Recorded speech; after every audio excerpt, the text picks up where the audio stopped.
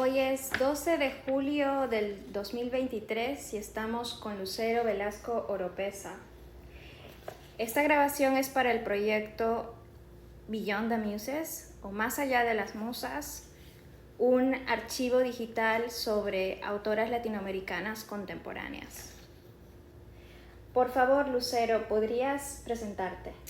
Hola, Etel, muchas gracias. Muchas gracias por esta oportunidad, por esta entrevista. Yo soy Lucero Velasco Oropesa, aunque algunas veces uso el nombre Lucy aquí en Estados Unidos, que es donde vivo, porque me gusta jugar un poco con mi identidad. Mi familia me llama Lu, también es un nombre que me gusta mucho. En cuanto a profesión, soy candidata a doctora en estudios hispánicos en la Universidad de Brown. Soy poeta, soy amateur, exploradora del arte y también me encanta dar masajes. Gracias por tu respuesta. ¿Podrías hablarnos de La sal de la tierra publicada por Textofilia este año? Claro que sí. La sal de la tierra es un libro bilingüe. Es una selección de poemas que escribí durante 10 años, más o menos, en México, y algunos otros los escribí cuando vine acá. Es un libro que creo que da cuenta de un proceso de crecimiento, del paso del tiempo. Me gusta en ese poemario explorar algunas angustias sobre el crecimiento, algunas angustias también sobre la observación de los objetos cotidianos. Entonces, me parece que es un libro que de momento me ha dado mucho orgullo y estoy muy contenta de que va a publicarse en agosto. Hablando un poco más de La sal de la tierra, identifico una subversión de la cotidianidad, como cuando dice en el libro: tiemblo al pensar que puedo ser galleta quemada y que me quedaré en el frasco. También la inserción de giros inesperados de carácter sonoro y semántico, como los versos «Le pido perdón al sábado y a veces al viernes». Así también observo cierta sugerencia, como «mis primas ya goteaban almíbar», y cierta sensualidad del lenguaje, como en los versos «un agujero es cavidad íntima, reducto y sede del yo». Entonces, ¿qué filiaciones poéticas pensaste para el libro? Es decir, ¿con qué otros autores, autoras o estilos de poesía asocias tu escritura? Yo creo que un autor que ha sido muy influyente para mí, a veces conscientemente, a veces de manera menos consciente, es Jorge Eduardo Eyelson. Me gusta mucho la manera en la que él combina vulnerabilidad y juego en su poesía, lo lúdico y lo vulnerable, y me parece que yo también en mi poesía tengo la necesidad de buscar esa vulnerabilidad, ese juego, y algunas veces el mismo lenguaje se presta para que yo busque alguna especie de una especie de revelación. Ni siquiera es que a veces la busque, es que la encuentro. El mismo lenguaje a veces me regala sus propias revelaciones, o la observación de las cosas, la observación del mundo. Algunas veces sí es muy calmada. Si la hago con agudeza, me permite observar cosas que tal vez no serían evidentes y que funcionan como una especie de trampolín para mi poesía. No nada más quiero mencionar aquí a Jorge Eduardo Eyelson, hablando de lo que te mencionaba al principio, sino también la poesía de Tania Favela ha sido muy importante para mí. Creo que ella, ha sido alguien fundamental que también me mostró la poesía japonesa.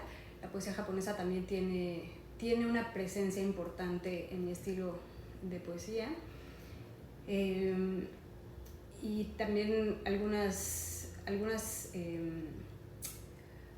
claves que me ha dado Rocío Cerón. Sí, algunas de Teddy López Mills también están presentes en mi poesía. Sí, esas son algunas de las personas de los poetas, las poetas que en este momento puedo recordar. Sí. Ah, por supuesto también Vicente Huidobro, siempre, es muy muy importante Vicente Huidobro, Neruda, los latinoamericanos clásicos, sí. Sí, yo creo, estoy de acuerdo con esa presencia de descubrimientos que se dan a través del lenguaje en tus poemas, muchas veces en base a la observación de objetos, de algo que puede ser aparentemente común e inofensivo, se transforma en una puerta para mirar la presencia, incluso para darle a la persona espacios para reflexionar sobre sí misma en función del entorno. Y efectivamente me hizo recordar mucho el efecto que tienen los haikus, ¿no? De estas observaciones del mundo que van más allá de la mera descripción de lo que se ve. O algunas veces también pienso que es una descripción muy precisa. A veces cuando uno describe de manera muy precisa, el mundo también se revelan cosas que tal vez no son evidentes si uno no es tan preciso. O sea, la poesía también puede surgir de una observación muy detallada, muy meticulosa y muy precisa. Es fascinante. Pienso ahora en esa suerte de estado inacabado que descubrimos de las cosas y del lenguaje en el momento en que nos acercamos a las cosas. Sí. Me has dicho anteriormente lo siguiente, que has escrito toda tu vida desde los 12 años, incluso antes escribías poemas porque lo necesitabas. ¿Por qué te animas a publicar tu primer libro en el 2023? ¿Por qué la espera? Bueno, por un lado estaba aprendiendo todo lo que podía, estaba escribiendo, practicando, borrando, corrigiendo muchísimo. La escritura del poemario no fue rápida, como te mencionaba, duró casi 10 años. Es un libro que gira mucho en torno a volverse adulta, a las dificultades de lograrlo, como te había mencionado. Yo lo veo como una especie de poesía Bildungsroman, como de novela, como si se puede hacer un paralelo entre las novelas de crecimiento y la poesía de crecimiento, yo así la veo. Pero creo que también hay un lado negativo en esto, o sea, también creo que me tardé demasiado en atreverme a publicar porque yo tenía mucho la costumbre de pedirle permiso a la gente prácticamente, o sea, yo le mandaba el libro a mis conocidos, a personas relacionadas con el mundo literario, les preguntaba su opinión. Creo que tenía mucha inseguridad y creo que, bueno, está bien aprender de los demás, pero también hay un momento en el que hubo un momento en el que dejé de darle importancia a todo esto y pensé que, bueno, si mis poemas resonaban en alguien o comunicaban algo importante, pues era más que suficiente para mí. Dejé de lado el perfeccionismo, las expectativas y simplemente decidí compartir lo que tenía yo escrito. Pienso que también desprenderme de este poemario me va a permitir poner mi mente en un nuevo espacio de escritura y me emociona saber por qué otros caminos se va a ir mi voz y mi creación en adelante. Sí, esta conversación necesaria y formativa con otros creadores la asocio un poco con algunos momentos de tu libro en el que dice, por ejemplo, un verso, me callan, y más adelante nombras al ruido como un impostor del silencio, como todos estos obstáculos para llegar a una verdadera escucha. Sobre la identidad en la poesía dices, bueno, aparece en el libro, hay en ella ciertas preocupaciones de crecer como mujer y sentir que mi voz se puede perder con mucha facilidad entre voces que gritan más, pero me he apropiado de ese lugar silencioso como el espacio que me queda. Es la apreciación que tienes sobre tu forma de escribir, como apropiándote de este silencio. ¿Cómo interviene el inglés y la traducción o el bilingüismo en este espacio que se abre en el poema? Pues esta última pregunta es la verdad muy personal. El inglés y el bilingüismo me son muy íntimos. Me son íntimos en cierto modo porque yo aprendí el idioma a muy temprana edad en la escuela y yo solía utilizarlo en mis diarios como código para dificultar la lectura de mis diarios para mis familiares. Entonces me apropié del inglés antes de comprender su peso como idioma hegemónico. Para mí era una lengua íntima, personal, la moldeaba como yo quería. la llenaba de mi español y la deformaba con mucho placer. Y ahora cuando traduzco mis poemas, llega primero ese inglés tan mío y después le añado la siguiente capa, que es el inglés más comprensible que he ido aprendiendo en la adultez y al vivir en los Estados Unidos, y que tiene diferencias significativas con respecto a ese inglés que medio aprendí, medio inventé de niña. Esta segunda capa la añado porque me interesa que mis poemas comuniquen, a diferencia de mis diarios. No quiero ser la única persona que puede leerlos. Y también los paso por este tamiz porque forma parte de ese crecimiento difícil que atraviesa temáticamente al poemario. Pero mira, mi primer inglés late en las traducciones y forma parte del espacio íntimo desde el que habla la voz poética. Además, se trata de un idioma que, aunque muchas personas lo ven como muy simple o demasiado técnico, a mí me parece muy rico. Las palabras cortas contribuyen a la atmósfera que quiero lograr en los poemas. Y además es un idioma que me parece muy versátil, con raíces muy disímiles, lo cual significa que hay muchas posibilidades de expresión al momento de traducir. Claro. Remontándonos al papel que tiene la traducción, ya no en tu biografía como poeta, sino específicamente como método de escritura de tu primer libro, ¿quieres seguir por este camino? ¿Qué proyectas para tu escritura? A mí la traducción como método, como creación, me fascina.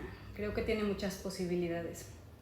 Como te mencionaba, este libro lo escribió originalmente en español, al menos la mayoría de los poemas, y luego comencé a traducirlo al inglés, y en ese proceso aparecieron claramente muchas cosas que no me gustaban de los poemas. Por lo general eran excesos, algunos elementos superfluos, o al menos que me parecían superfluos a mí. Entonces volvía yo a los originales y les hacía algunos cambios. Entonces para mí fue una especie de acto de balance entre los dos idiomas.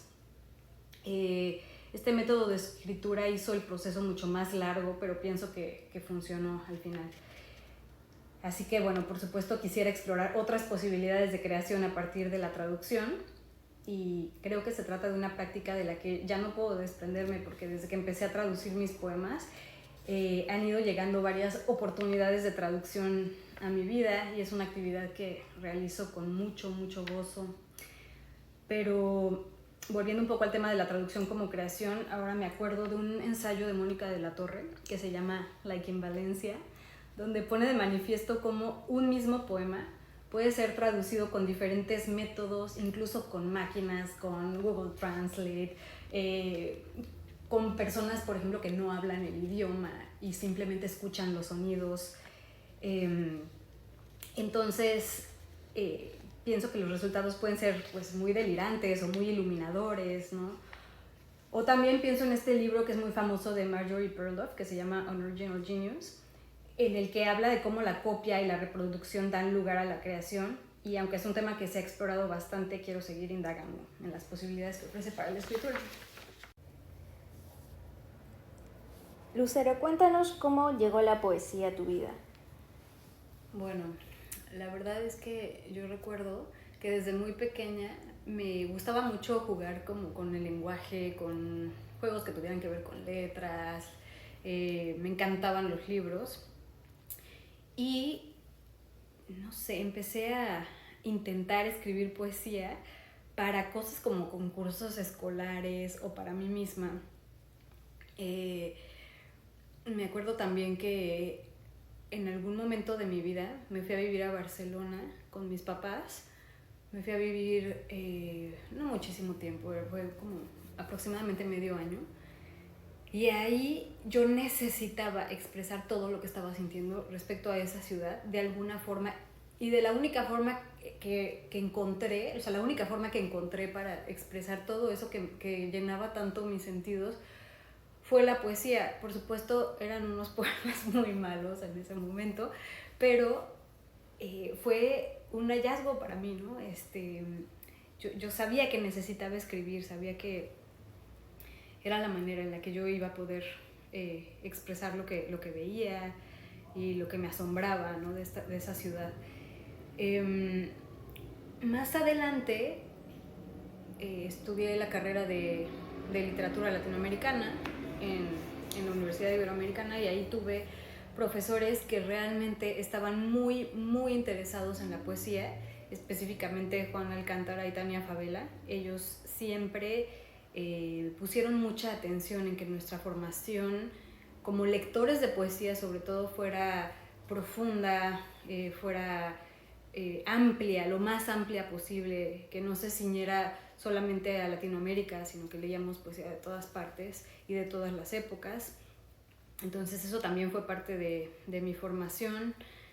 Otro momento que es, bueno, en realidad coincide con esta formación que te cuento de mis profesores, fue cuando estaba yo muy interesada en el arte del performance, hacía yo performance art con Guillermo Gómez Peña, incluso algunas veces también con Rocío Cerón, y la poesía de alguna forma también formó parte de esos procesos. En algunos de los eventos de performance que hacíamos, yo elegía leer mi poesía, a lo mejor con alguna acción en el cuerpo, la acompañaba de acciones. Pero también me di cuenta con esta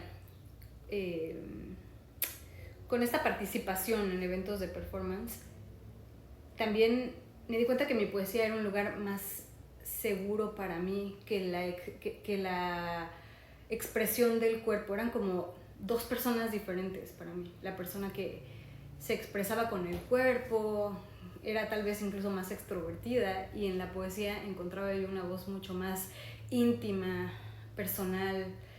Entonces, pues a lo mejor se vio como un contraste en ese momento, un contraste muy fuerte, incluso me lo llegaron a decir, como que bueno, es que tus poemas son muy, muy diferentes, que lo que expresas con tu cuerpo, la parte como más energética del performance, pero yo lo vi como una forma más de encontrar mi voz, ese contraste que había entre lo que hacía con acciones, en performance art, y lo que escribía.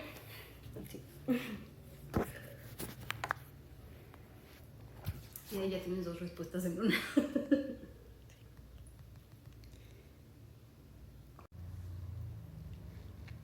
Adentrándonos un poco más a la sal de la tierra,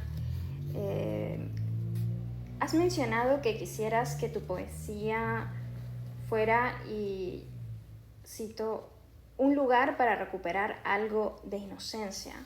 Y quería preguntarte por qué la inocencia y en qué sentido. La inocencia la veo como el asombro de las cosas, el asombro del mundo. Inocencia como método para acercarse al mundo y dejar que éste sature los sentidos y estimule el pensamiento.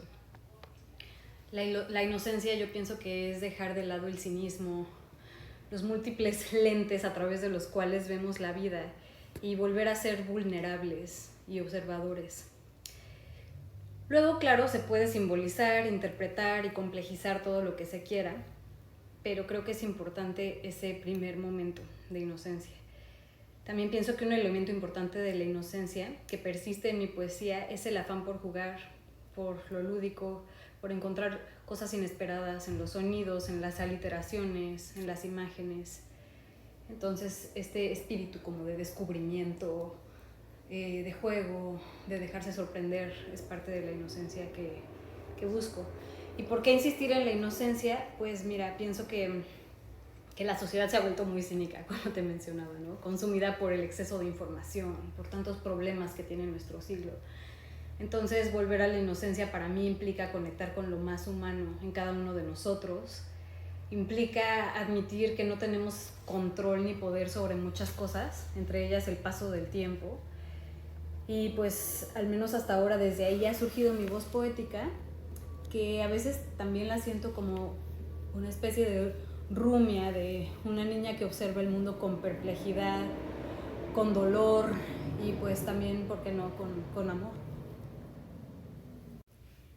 Señalas que te gusta incorporar aspectos de tu cultura, pero no folclore forzado. ¿Por qué te parece importante esta diferenciación? Ay, pues mira, pienso que podría ser muy fácil y muy seguro, ¿no? Sobre todo viviendo aquí en los Estados Unidos, pues adjudicarme una identidad colorida y con signos que se alinean a la cultura mexicana como de exportación, digamos, ¿no? Que sea muy legible para los demás, que coincida con ciertos estereotipos o ciertos lugares comunes de la mexicanidad. Pero pienso que hacer eso contribuye a la simplificación y reducción de las identidades y pues no me gusta, no estoy de acuerdo con eso. Entonces, si hay algo de mis tradiciones y mi cultura en los poemas, que sí pienso que lo hay, yo exploro en el libro, por ejemplo, algunas creencias supersticiosas y mágicas que suelen convivir y mezclarse con el catolicismo en mi ciudad, por ejemplo. Pero si hay algo tradicional mexicano en mis poemas, quiero que emerja a partir de mi cotidianidad, de lo que yo he vivido. Yo, Lucero, una mujer que creció en la Ciudad de México, en la colonia Portales, en medio de una clase media muy inquieta, muy trabajadora, muy inconforme, que también aspira constantemente a ascender de estatus socioeconómico. O sea, ese ha sido mi contexto en México. Y en gran medida hablo desde allí y trato de no apropiarme de las tradiciones de otros grupos de mi país. Simplemente hablo desde lo que conozco, lo que he vivido. Efectivamente, y eso se traduce en el estilo de escritura que tienes en tu libro, al menos es lo que percibo, de que hay una visión muy personal de cómo transmitir la existencia, las experiencias, más allá de la transmisión de un mensaje determinado sobre quién eres tú. Es más como entrar en un diálogo, ¿no? A través de la poesía. Volviendo un poco a la inocencia, nos mencionabas esta visión refrescada de mundo a través de los ojos, ¿no? De la infancia. Me parece que es algo que le aporta mucho al valor, ¿no? Ético de la poesía. Y entonces una cosa que decías anteriormente es que los lectores de poesía pueden contaminar a las personas que no tienen cerca y que no leen poesía con su manera de ver el mundo. ¿Hay alguna estrategia en especial que les recomiendas a estos lectores de poesía o a los poetas? Sí, yo creo que esto sería nada más algo muy breve. Yo creo que mi recomendación sería que encuentren su propia manera de hacer ruido, incluso si su voz es muy sutil, incluso si no es una voz convencional o si no es una voz de agitación necesariamente, aún así que la encuentren, que la busquen. Y creo que esto puede hacer una especie de cadena en la que los poetas llegan a los lectores y después los lectores de alguna forma al ver el mundo de manera distinta, leyendo la poesía, viven de manera distinta, habitan el mundo de manera distinta y quienes están cerca de ellos de alguna forma pueden, pues no sé, llegar a tener un poco de esa experiencia original de la poesía. Siento que es como una especie de cadena que se va difuminando, pero que si la poesía es fuerte puede tener cierto impacto. Sí. Me fascina eso de crearte tu propio ruido, ¿no? A la escala que quieras, con tu propio estilo. Y un poco por esa misma línea, ¿qué sugerencias podrías dar a los jóvenes aspirantes a poetas? Sí, pienso que deben seguir escribiendo. Mi sugerencia es que sigan aprendiendo, que borren lo necesario, lo innecesario, que compartan su trabajo sin miedo y que también desvinculen su valor como seres humanos al valor de su poesía. Creo que eso también puede ser importante como poetas. A veces creemos que el arte o las cosas que hacemos nos definen y no necesariamente. Nuestro trabajo solamente muestra, es un símbolo de lo que hacemos en el tiempo, en un momento determinado de nuestra vida y no necesariamente nos define como seres humanos. Entonces, eso creo que es importante, que no dejen que el perfeccionismo les impida expresarse y que sepan que su poesía puede hacer cambios, aunque sean mínimos. No digo que la poesía pueda cambiar al mundo, tampoco quiero caer en idealismos, pero sí puede poner en movimiento la psique de las personas, las emociones de alguna persona, y creo que eso tiene valor en sí mismo. Fascinante. Muchísimas gracias, Lucero, por darnos parte de tu tiempo y por permitirnos compartir tu poesía en este proyecto.